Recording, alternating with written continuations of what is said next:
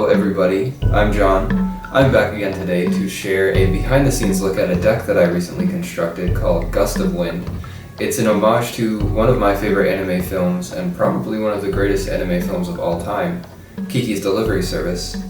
The deck uses some strange synergies. It has a proliferate mechanic, it swarms flyers, and it also has the cat oven combo, which I know is quite despicable right now. I don't like doing it either, but because it's an homage to Kiki's Delivery Service, you have to have the black cat in there. And in this video, we're going to take a look at just how those synergies work together, how the cards relate to the characters in the film, and some of the interesting strategies and synergies working within this deck. So let's jump right in. So to start off this deck list, we have Sanctuary Cat. This card is quite useless. It's only really good in two circumstances. One, when it blocks an aggro deck from getting in those early life point damages, those early hits to your life points, and to troll the opponent. Dropping Godless Sanctuary, for example, Godless Shrine, paying 2 life points to have it come in untapped and then playing a Sanctuary Cat trolls the opponent. The opponent's like, what the heck is going on? Is this a real match or not? And we have Sanctuary Cat in here because of this moment in the film. Let's see if I can just scrub and find it. Oh, there she is. Who's that? Gigi wants to know who that cat is. The cat's a snob, apparently. Let's go back 10 seconds. Watch. Chilling, looking out the bakery window. Gigi's all sad. Oh, what's that? Oh, that's a beautiful shot, first of all. Who's that little kitty? Gigi's like, I gotta get to know who that is. Oh, how dare she snub me. Snubbed, Gigi. Sorry, bud. In this deck, though, we're playing Sanctuary Cat, and we're playing Cauldron Familiar. I mean, that's just a flavor win.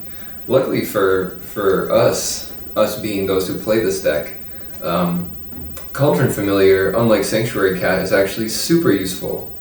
I think everyone that's playing Standard knows how useful and how, despicable the Cauldron Familiar Witch's Oven combo is. I personally have not made a deck that's used this combo until just now, and I had to. That's all I have to say, I had to. There's one black cat in Standard right now. There's one in Kiki's Delivery Service. Gigi is Cauldron Familiar, and also Kiki works in a bakery, and she's a witch in training, but she's a witch. This combo was made for this deck. Or this deck was made for this combo. Either way, it's in the deck. And I only feel a little bad about it. So we have 2 Zephyr Gulls. I think it's Zephyr. Just little flying 1/1 pokers for 1 blue. This is in here mostly for its flavor value, but we do get some more value off of it with Winged Words and with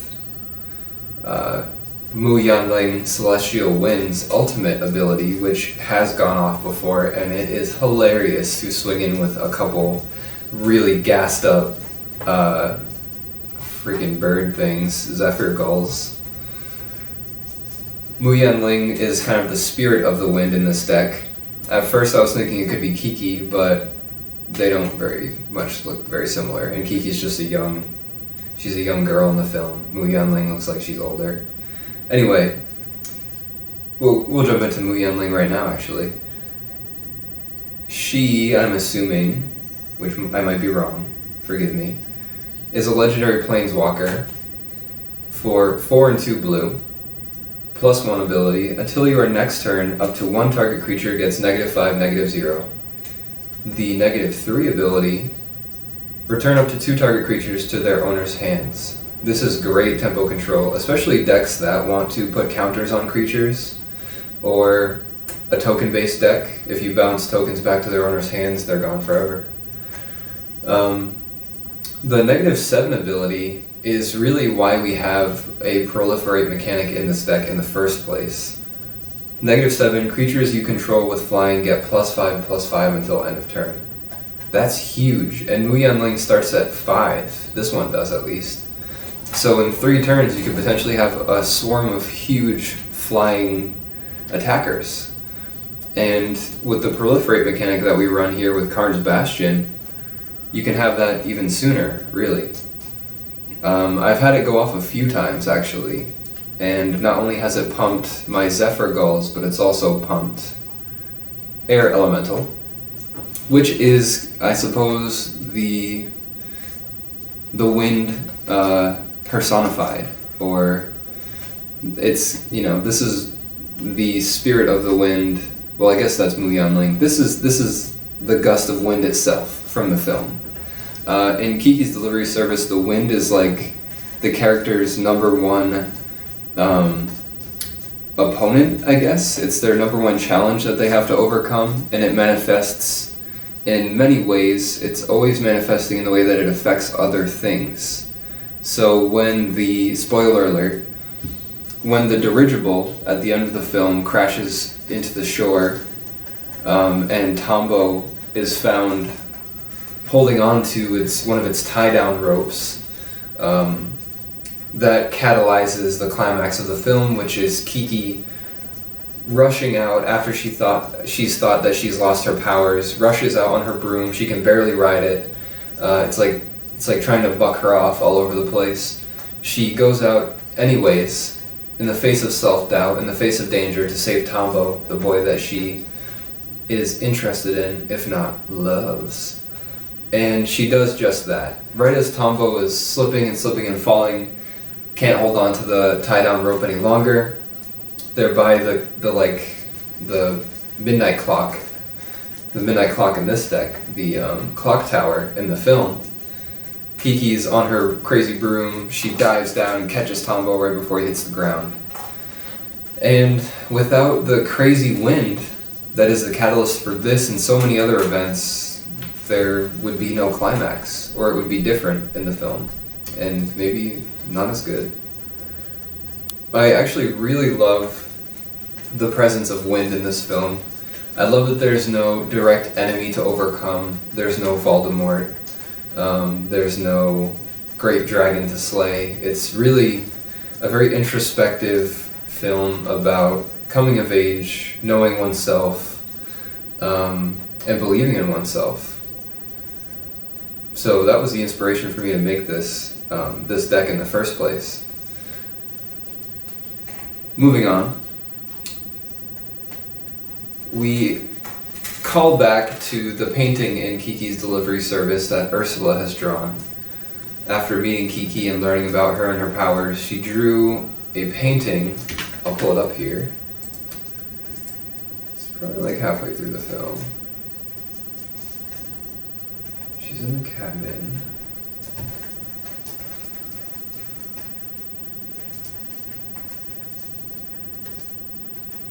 Yes, right here.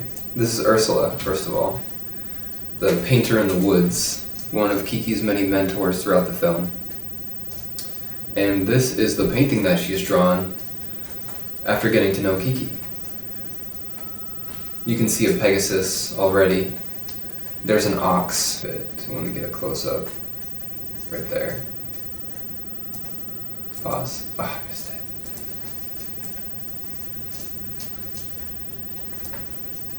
Because there's also birds. Zephyr Gulls, right here. Pegasus, I guess that's Kiki. An ox. Her little cabin, the woods. When I saw this, I was like, I have to put this in the deck, It's kind of it's the film in one image. The spirit of the film, flight, magic, I love art for that purpose, especially when there's art in another piece of art. It's weird and interesting for me, into it. So because of that, we put in 2 Concordia Pegasus, and 1 yoked ox, just to honor the painting in the film. And Concordia Pegasus is actually a pretty good flyer. Again, we get value off of winged words with this card. It can be pumped by Mu Yanling's ultimate, but a 1/3 flyer for 2 is just super useful in terms of combat. It can block aggro dudes, it can block flyers with that 3 defense. It's quite good, actually. Next we have one of our main characters, Tombo, as Erratic Visionary. And I chose to put this card in to represent Tombo because of this scene. The coolest scene in the entire film, in my opinion, as a man who was once a boy who wanted to build something just like this. He builds a sort of, it's a pedal-powered bicycle flyer. It's the skeleton for an airplane that he builds at the end of the film and successfully flies. It's super cool. I just love this scene because it's where Kiki begins to trust Tombo. His brilliance is what she sees as like his redemption, his redemptive qualities. And it's just a really beautiful scene. Like they're bonding on this super cool homemade flying machine. And it's made out of a bike and a propeller.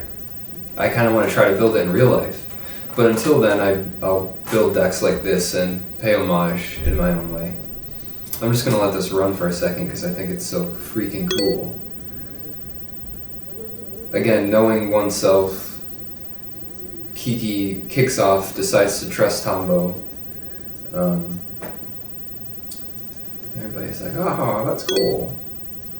I would probably react the same way if I saw that. Oh, I want to build this so bad, it's so cool. He needs some pegs for that. Kiki's like, she's barely hanging on there. It's just the coolest scene in the whole film. Anyway, so that's kind of, I would say that's pretty visionary. He also kind of looks like Tombo. If Tombo grew up a little bit, he doesn't have the same hair color, but he's wearing glasses. He's like, looks like he's in mid-flight or is about to fall off of something. Again, calling to the climax of the film later. But not just in terms of flavor, this card is also quite useful. It has a 1/3 body. It's a human wizard creature, and it costs 1 no blue. And its effect, we need draw power in this deck. We need to see cards, as with any deck. And its effect is for 1 and a blue and tap Erratic Visionary, draw a card, then discard a card. The discard isn't a huge issue here. If we draw something that we need, we can get rid of Yoked Ox, Sanctuary Cat, Zephyr Gull, Cauldron Familiar, which comes back with Witch's Oven, Concordia Pegasus. We can ditch things we don't need for things we do need. And then when Midnight Clock goes off, which it does frequently with this deck, we just get it all back anyway. So at the end of the opponent's turn, once Erratic Visionary has been out for a whole turn cycle, it's no longer summoning sick, you get that free Rummage effect every turn. And you can even block with Erratic Visionary and then Rummage. So it's just very useful. It blocks well with that 3 defense. So I have 2 copies in here. It's a pretty good card. Sorcerer's Broom. It's the only broom in Standard right now. It's not great. I've never liked this card personally. I've seen it go off sometimes in decks, but the 1 defense makes it just blah. If it was a 2/2 for 2, I guess it would be way better. It should probably be 2/2 for 3 with the sack, pay 3, create a token that's a copy effect. But I'm not a member of R&D. I don't design cards. I make decks. So my opinion of this card is that it's in here mostly for flavor. I've had Cauldron Familiar, Witch's Oven, and this out on the battlefield, done the whole Cat Oven sacrifice combo, had the opportunity to use Sorcerer's Broom, token, copy effect, and just have never done it because there's always something better to do than to make another copy of a 2/1 creature. I suppose if you have big mana and you're making a whole lot of tokens and then pumping them up all at once, this card could be good. It swarms, kind of. But to pay 3 to make another, I don't know. I usually just use this as a blocker, or I discard it.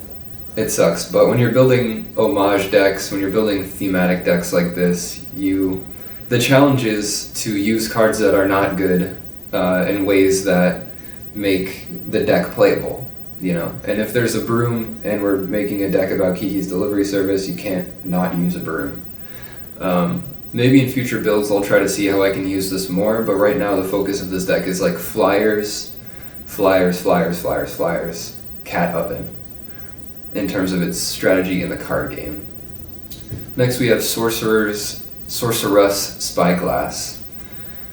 This card is essential in just about every deck, I think, unless you have a lot of removal. It's like one of the best artifacts in Standard right now, I think. Kind of fits the theme. I guess we don't have any mermaids, merfolk in this deck, and that's what we're seeing on the card there. But it's a little steampunky, thinking about Tombo and his creations. You know, it's in here to shut down planeswalkers and other cat oven combos, so that's what we play it for. We only have one copy. If I want to commit even more to flavor, I'll take it out and put something else in there, but right now it strikes a fine balance between function and fashion, so to speak, this deck. It plays well, it wins, and it also has jank that is inspired by Kiki's Delivery Service, and in this case, what more could you want? Aerial Assault. Tell me that's not the same bird from the film. Midnight Clock, one of the first things that Kiki points out when she visits the city that she continues to reside in throughout the film is the clock tower. She's amazed by it. She's never seen anything quite like it. And it's also, in that moment in the film, it foreshadows the climax where Tombo falls from the dirigible and she catches him right by the clock tower. So, of course, I included that. Midnight Clock, super useful. A really good card in a lot of blue decks. But here, because we're also running a proliferate mechanic, it's very, very useful. It gets to its exile, draw 7 cards, put your graveyard into your library effect quickly enough. Often I find myself in a sort of value resource battle with the opponent.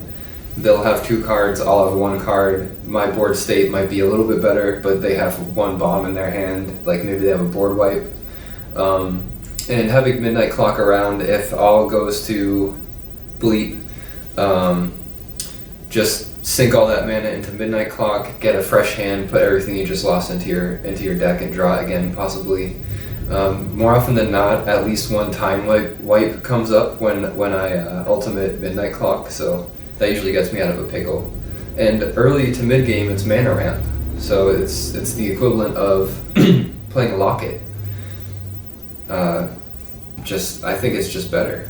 I would have played a Locket instead, probably, because you get that card draw sooner for less mana, but flavor. So Mu Yanling, Sky Dancer, this is as close to Kiki as I think the deck can get. This or Narset, and I'm talking specifically in terms of what the character looks like, which is a dangerous and slippery road. Slope. Dangerous, slippery slope. But flavor is not just made by mechanics, it's made by visual representation as well. And that's just one of the tools that we're working with when we build a flavor, theme, homage sort of deck. So in a way, Narset looks more like Kiki because Narset has dark hair, but Mu Yanling looks more useful and like youthful and like she's flying, but has white hair. So I have both in here. If someone's gonna call me on that, Mu Yanling, both copies are the Spirit of the Wind personified, and Kiki is Narset. Both cards super useful. Mu Yanling, the ability to give a creature -2, -0, and to cause it to lose flying is that's come in handy a few times. Recently it came in handy when I was about to swing in with my flyers for the win. I had both Mu Yanlings on the field. I ultimated the bigger one, had my flyers get +5/+5, and they had 2 flyers, the opponent, so they were just going to swing in and get blocked for nothing. But Mu Yanling made 1 lose flying, and I got in for 9 damage with my air elemental that's been pumped, so that was great. It's a planeswalker for 3 also. That's just super efficient, you know. Turn 3, you get this out, you start upping the loyalty count. And the dream is to get this to its ultimate, or its -8. You get an emblem with islands you control have tap, draw a card. That's crazy. That's super good. But if you can't get there, if you're struggling to get there, you can -3 Mu-Young Sky Dancer and create a 4/4 blue elemental bird creature token with flying. So this one could create the flyer that the bigger Mu-Young Planeswalker can then pump to make it a 5/5, or to give it 5/5 plus 5/5 to make it a 9/9. They work together really well that way. But I think the real value here is to be able to tap your islands to draw a card. That's just so good. Narset, each opponent can't draw more than 1 card each turn. Ouch. People have conceded after playing a couple of draw spells and getting locked out by this. They've realized that Chemister's Insight I just played was for nothing. This shuts down Is It Draw 2 Cards decks pretty effectively, especially because they usually make flyers and we have a lot of flying blockers in this deck. Yeah, I mean, and it also, this Narset particularly almost always turns up a time wipe for me when I need it the most. So I love this card. I think this Narset is like super good. Being able to cut off the opponent's card draw is a huge kick to their strategies. Winged Words, as I mentioned, is a great draw spell in this deck because we usually have a creature with flying on the battlefield. It will cost 2, 1 in a blue instead of 3. I've cast it for 3 as well. It's not so great at that point, but what are you going to do? Conclave Tribunal, it's like just all-purpose removal. You know, it's super good. Every deck that I have that plays white, I play at least 3 Conclave Tribunals in those decks. You can also tap your creatures for mana. So early game, if you have a bunch of 1-drops out and you have 2 mana or 3 mana or whatever, Conclave Tribunal comes out, gets rid of the thing that they're using to build their strategies and their synergies and their engines. The opponent, I mean. It's too good. Conclave Tribunal is just so good. Kasmina, Enigmatic Mentor, is intended to represent Ursula from the film because of the red hair and really not much else. Spells your opponents cast that target a creature or planeswalker you control cost 2 more generic mana to cast, and Kasmina costs 3 generic mana and 1 blue, legendary planeswalker. Starts with 5 loyalty counters, and for -2 loyalty counters, you can create a 2/2 blue wizard creature token. Draw a card, then discard a card. So gives you battlefield presence, it protects itself, and you get the Homage ability, which is useful in this deck specifically because we don't otherwise have a lot of card draw. Also, costing your opponents 2 more to kill something that already is like difficult to decide if you want to kill it or not. Like casting a murder on Yoked Ox feels so bad as the opponent. But now that the murder costs 5 to kill the Yoked Ox, it's kind of like, why am I even playing this game anymore? Like, it's just such a struggle. Revenge of Ravens, inspired by Kiki being chased by all those birds in the forest, as I said earlier. Really great for delaying the game, fighting against swarm decks, mono black. Anything that doesn't have enchantment removal really suffers from two copies of this card being on the battlefield. Never mind 3 copies. I've made great comebacks with this card.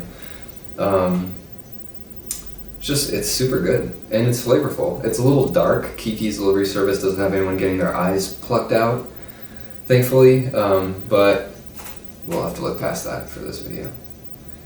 Again, Air Elemental, the wind personified, embodied by an elemental card. Quite good. 4/4 flyer is nothing to, what's the phrase? Sniff at? Nothing to laugh at, I guess we'll just say that. And it costs 5, so it's pretty good value. Can't imagine it costing 4, it would probably be too good at that point. Time Wipe, essential to this deck. If I had another rare, I would have another rare wild card, I would buy another Time Wipe and put it in here. So much of my early to mid-game strategies is baiting the opponent out to play as many creatures as possible, taking hits to the life points specifically to make the opponent feel like that they need to, push the advantage while they have it. And then once they've played most of their hand, hopefully you Time Wipe and maybe they concede, maybe they're down for a few turns. And you also get to save one of your creatures, which is very valuable. And for 5 in this deck, that's amazing. Moving on, Castle Ardenvale. I wanted the city to be present in this deck as well, the city from the film. Nothing quite looks like a coastal metropolis in the cards, unfortunately. So I put in Castle Ardenvale as well as Castle Vantress. Vantress is closer because there's water in the art, and it's island based, but as far as I know, the city that Kiki resides in does not hover above the water. So we have to kind of split the difference. This card is actually super useful, Castle Ardenvale, in terms of cranking out blockers. Someone declares attacks, you in response create a 1/1 human creature token for 4 and tapping Ardenvale, and you have a blocker for that turn. It's interesting how many times people forget that you have a land that creates a creature when they declare attackers. But maybe they don't forget, maybe they just don't care. Anyway. I was kind of specific about the lands here as well. Because the art is so important, I couldn't just have, a bunch of one kind of plains and a bunch of one kind of islands. So I picked these lands. This is probably going to be the most boring part, so I'll go quickly. Because they represent the landscape that's typical of Miyazaki's films. There's this sort of watercolor-esque palette, I suppose. Anything that represented the wind, like you can see in the brush strokes of this land, the texture of the wind, which I thought was cool. The city, even though the city isn't quite the spiky or dark and dramatic, it's the closest to the city from the film that I could find in the cards. Alright, just moving right along. We're not going to spend much time on lands here. So the last few lands we'll talk about, Cryptic Caves. From what I remember, there's not a single cave in this film, but in archetypal narrative, archetypal storytelling, the main character usually has to enter the cave, in which they will face their greatest challenge. Once they overcome that challenge, they'll gain a trophy, so to speak, which could be self-knowledge, it could be an actual item that they need. Anything that's like a reward for overcoming a huge challenge. That happens within the archetypal cave. So in a lot of these thematic decks that I'm making, I include Cryptic Caves. It works a lot better in the Harry Potter decks that I've built in terms of its flavor and homage potential. But it's just the card itself is just a good source of draw. I really like utility lands a lot. I think they're underrated, at least in my play circles, and valuable. It's just value on a land. Fabled Passage, amazing. Just the better evolving wild. Don't even need to talk about it, I think. Karn's Bastion, this is our main proliferate mechanic in this deck. A lot of the time, I will leave a lot of mana open throughout the turn cycle, and at the end, if I have enough for Karn's Bastion, I'll proliferate at the end of the opponent's turn, and then again at the beginning of my turn. So that's potentially +2 loyalty counters on each of the planeswalkers. And then it really isn't long until they reach their ultimate potential. Or, if Narset, for example, has 1 loyalty counter left, suddenly you can use Narset's ability once more and keep it on the battlefield again. And just keep using those planeswalker abilities every turn cycle, provided you have the mana. Which you usually do. There's a lot of 1-drops, there's a lot of low-costed things in this deck. That's about it for this deck. If you would like to see some gameplay, watch the rest of the videos in this playlist, please. Like and subscribe, please and thank you. You'll get notifications that I've posted another video, that there's more gameplay footage or another deck tech but liking and subscribing helps me get more viewership, it helps me get more views, it helps me get more subscribers. I'll get closer to monetization, which is the ultimate goal. And then I don't have to complain about not having any more rare wild cards. I can just freely build whatever and share the deck lists with you. If you enjoy this sort of deck building, leave me a comment, let me know what you think, and let me know if you want me to build a deck that you have in mind. And if you want to support me even further, which I would really appreciate, I have a Patreon page that I've just made where you get tiers of rewards based on how much you commit each month. So yeah, thanks for watching.